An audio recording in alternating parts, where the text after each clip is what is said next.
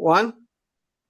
Well, thanks again, everybody, for joining me for another episode of Tales and Tackle Vancouver Island. Today, once again, we are honored to have Freddy Landman join us, who is the winner of the most recent Small Craft Open with the Western Fishing League. Welcome here. Nice to Yeah, see you again, Freddy. thanks for having me again.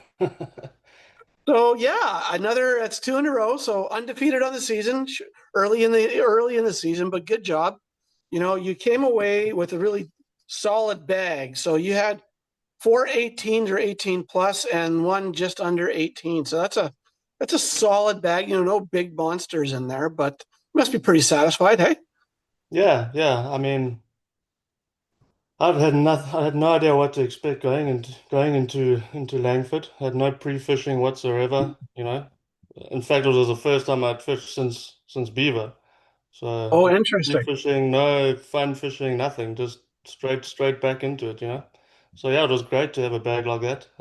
Come away with a bag like that. In fact, yeah, I know a lot of the guys struggled, but I managed to get bagged twice. So yeah, That's it awesome. yeah, I actually caught quite a lot of fish that day, to be honest. It wasn't easy, but if you knew where the fish were, that they were biting.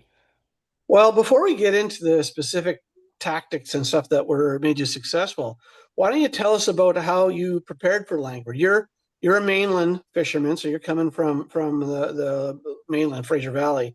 Yeah. So you're not, no, not definitely not a home lake for you. So tell us how you prepared and thought about Yeah. the lake.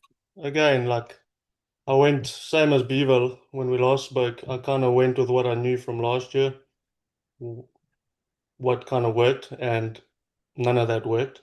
I had to kind of change tactics straight off the bat. But yeah, before we went over, Wes and I had kind of decided or had a chat what we thought, what we'd tie on. I just had a little bit of a chat about things that he might have thrown in the past. I also looked at the topo that's on Google, kind of looking at points, the two islands that are there, and just It thought, looks like well, there's some pretty good drop offs and stuff right yeah, in there's the some hollow decent area. drop-offs. So my goal going in, there's a point to the right of the launch. There's quite a long point that comes in, and it drops off quite. There's a nice little drop off there. So that was my go-to spot. We literally went straight there. I think we spent 30 minutes chucking. I was hoping for like top water, jerk bait, some kind of moving bait action, and it Yeah. was just dead. Nothing. Absolutely Uh, nothing. So that first half an hour was just a okay, let's go check it out kind of thing. yeah. And yeah, so we sat there, we looked at each other because Wes came with me. He's like, yeah, he likes that idea. That's Uh, West of Plessy, right? yes, Wes Duplessis. So My we my kind of former partner when he was living here in he said Victoria. so, yes. Yeah. And yeah, we looked at each other and we're like, well, this is not working. We need to come up with something else. So we both agreed that the docks were the next option because there's quite a lot of docks on that far right around that whole, that whole right corner there. So Right. he took the right hand side and I jumped across the lake and went and started on the other side of the docks. So we're not, fishing against each other. Bit of a pincer move on the bass. Yeah. So I said to him, yeah, give me a call if you get onto anything. And I remember he went quiet. It was probably like 20 minutes. And I phoned him actually, and he's like, "Yeah, I just caught two." I'm like, "Oh, okay." So I just missed one off the dock, and he actually caught the biggest fish of the day. He actually, I think it was a 20 and a half incher that he had Yeah, caught it was a good as one. he started hitting the docks. So obviously we knew there was something going on there, and that's all I stuck to. And but they weren't on the deeper edges of the docks. They Oh, were interesting. right in the back, and like if you, it was your casts were very key. So were they still on beds? I honestly no, I don't think they were on beds. Um, Guarding? they might have been fry guarding. I think a lot of them were males that I'd caught, so they were either fry guarding or I don't know what they were doing. But a lot of them I caught in like in a foot of water and sometimes less. Right up shallow. But like right in the back of the dock and very key targeted casts, And Yeah. sometimes it would take three, four casts. don't I wasn't just cast and then try the next side. I would go three, four times, and it would normally be on like the third or fourth time that, and subtle bites, nothing like crazy. Just Right. subtle bite, and again, just setting the hook, and it all was wacky. I tried everything Oh, else, wacky. and I lied. I did catch one on Nico as well. Which Um, is really just a wacky with some just the weight. wacky with weighted, right? But yeah, a lot of my setup again was the BFS with 7 pound line, and just skipping it into those holes. The Yeah.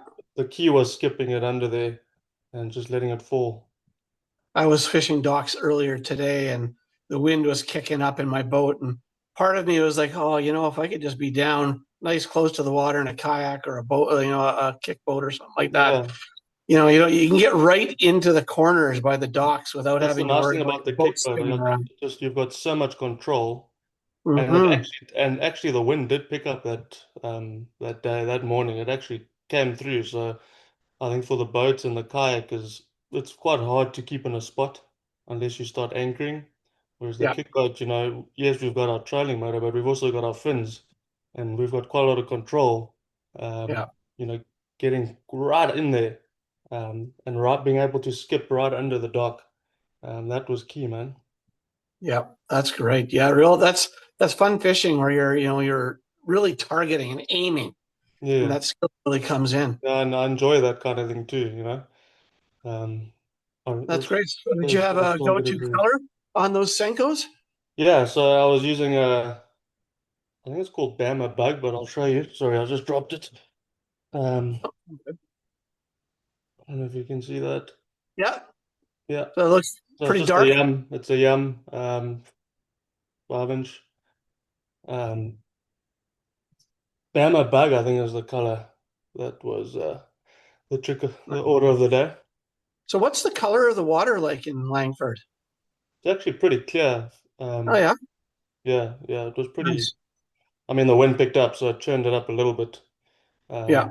But when it died down, like you could see, it was clearer than beaver. Let's put it that way. Yeah. Well, I think beaver is like 3 inches or something like that, Yeah, right? yeah, ridiculous. There So was an article in the newspaper out here this week about Elk Lake beaver and how brown the water is looking. yeah, So yeah, yeah, no, it's pretty news totally coverage. different color there. A lot way more cleaner. Yeah. Oh, that's great. Yeah, That's cool. So did you see a lot of other guys out on the water? not really. I mean, yes, I crossed paths with a few guys. But yeah, I mean, I found myself mostly on by myself. Or, I'd stay at the docks. Guys were just moving, all the time, and I was just really picking each dock. Taking my time, spending Picking it apart. 20 minutes, per dock. That's a lot of time, and I know a lot Yeah. of guys really don't have that kind of patience. Yeah, well, that's what was working. So I just had to really pick them apart. And yeah, man, the bites were coming. Some docks would I'd pick up three, four fish from one dock, Yeah, uh, yeah. and then others would be one, and then some wouldn't have any fish. Move on. So yeah, like I caught quite a few fish that day. It was good fun. I know Jesse caught a largemouth. I didn't even realize there were actually largemouth in there. So that was Oh, good to really? catch. Yeah. Yeah, One, one of these southern Vancouver Island attractions that are all the lakes with largemouth, including yeah. including Langford. So that's pretty cool. That was cool. I've yet to catch a largie there, so maybe next year.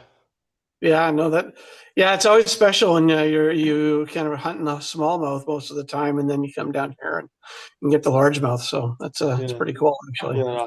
My whole setup, everything I packed was, I was just focused on smallmouth.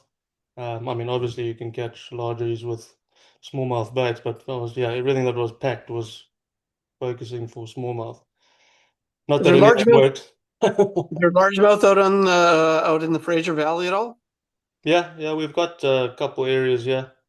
Okay. But I don't really have the time to go to them.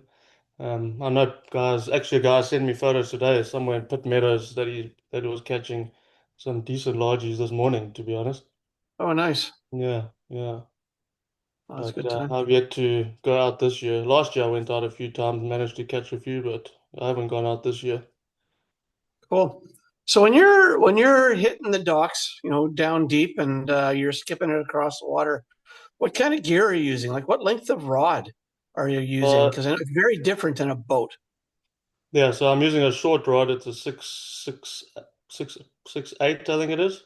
Okay. Um, and so the reel I'm using is a BFS baitcaster, on 7 pound line, and I've matched that to it was. I think I told you last time was the jerk. It was a jerk bait rod, Yep. and it's just this nice short rod on my kick boat. So I've got a lot of room to get under those docks. It gives me that that flick that you're able to get, or that motion without interrupting that cast I or do most of my skipping. skipping with a spinning reel because my thumb is not experienced enough yet to not just be picking backlashes out all day long with any bait caster I use.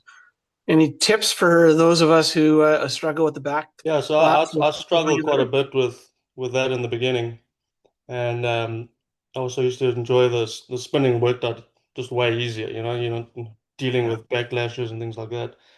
Until I found this, I bought this BFS and I started using that, and it's got less line, firstly, and Right. it's just a quality reel, man. And so yeah, if you really want to get into it, um, yeah, try the BFS or just a shallow spool, whether it doesn't have to be BFS, just a shallow spool. So that'll give you that capability, and I'll just practice. Um, yeah, like I've only tried it on the kick boat. I know on a boat you'd be standing, so I'd like to try that. I might even get it even better, to be honest, standing. Let me know when you can come out, and I'll get you. We'll get out, and you can teach me how to fish, and I'll show you what it's like from a boat. Yeah, yeah, it just takes a little bit of practice, eh? Just getting Yeah, used to when to thumb the spool. It's all in a little bit in the wrist there too. And yeah. I think the rod also plays part too. So yeah, it's definitely getting the right gear, and I think I found that, and I've only just found it now in the last, kind of 2 months. So Oh, nice. yeah, and it's working for me. So those bass are up shallow, or they were last weekend, I guess. Summer's coming. Today was a wonderful day out here. It was 20 something degrees, nice and sunny. What are these bass going to be doing next? What happens next to them, do you think? Yeah, man. I mean, I'd love to be on the island. I can't wait for this summer pattern to kick in, where there's hopefully some topwater explosions. I love frogging. I love buzzbaits. Yeah. The Zara Spook is also a favorite. Spook Um, is my go-to. I've always yeah, got one tied so on. yeah, I think it's that time of year. I think they're going to start getting aggressive again and feeding, and it'll be. Actually, I was up at there's a lake here in Burnaby, Deer Lake. I went out with the family, and I took a rod with me. But there's a lot of lily pads, so you can't really get in there. And I threw a few casts, but I had two blowups, so that does tell me things are starting to warm up, and That's awesome. really getting into that zone. So yeah, looking forward to that pattern. Yeah, that topwater bite, there's something special about it. Yeah, yeah, Awesome. nothing beats it. Awesome. Well, hey, thanks again, Freddie, for your time tonight. Just for everybody that's hung in here till the end, the next events we've got with the Western Fishing League are Saturday, June 14th, and that's on Shawnigan Lake. So that's going to be a really good one. The fishing is going to be really good. The trick is, of course, going to be navigating all the other boat traffic on that lake. And then the following Saturday, we have the next small craft event, which is up at Quesnel Lake. Are you going to be up there for that one, do you figure, Freddie? 100%. Yeah, we actually all planning to camp and hopefully get together and have a little Yeah. barbecue with the boys and maybe one or two beers and yeah, get fishing. Looking forward to that Yeah, one. I've heard about there's a bunch of people planning to camp and get some stuff going up there. That's great. And if any viewers out there that are thinking of fishing the event up at Quesnel Small Craft, get when the registration opens, get it in because it's going to be good. Book Yeah, in man. with Zootersy campsites there, and join the party. I think it's going to be Yeah, a good come time. come and join us. Let's have some fun. Awesome. And again, I want to thank Black Label Craft Jerky, which is my company. Hey, thanks me. Hey, no problem. Anyway, Come out, get fishing in the Boater League, and you'll be getting these at every event. So giveaways every time. Again, thanks, Freddie, for your time tonight, and we'll see you out in the water, buddy. A pleasure. Thanks, Eric. Have a good evening, man.